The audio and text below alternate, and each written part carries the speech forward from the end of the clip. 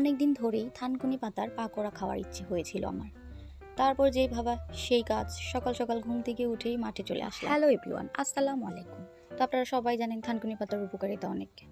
তো যে যেভাবে খেতে পছন্দ করে, আমার আবার পাকোড়া স্টাইলই ভালো লাগে। তো দেখতেই পাচ্ছেন পাতার মধ্যে কি ময়লাটাকে পরিষ্কার করে নিলাম। তারপর অল্প করে ডাল নিলাম, নিয়ে এটাকে 2-3 ঘন্টার মতো পানিতে ভিজিয়ে রাখলাম। ভিজিয়ে রাখার পরে পাতা আর ডাল একসাথেই বেটে নিলাম। বেটে পেঁয়াজ কুচি, মরিচ, লবণ, মশলা একসাথে মেখে তেলটা গরম করে নিলাম। নিয়ে ছোট ছোট করে তেলের মধ্যে ছেড়ে দিলাম। তারপর হালকা আঁচে ভেজে নিলাম। ভাজার পরে এটাকে সুন্দরভাবে উল্টায় পাল্টায় দেখলাম এটা হয়েছে কিনা। তারপর এটা নামিয়ে নিলাম।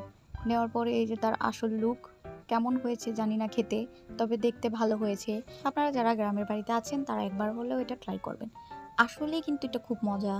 তো আমি একটু সস নিলাম, সস নিয়ে একটু ট্রাই করলাম, মাশাআল্লাহ খেতে খুব মজা হয়েছে।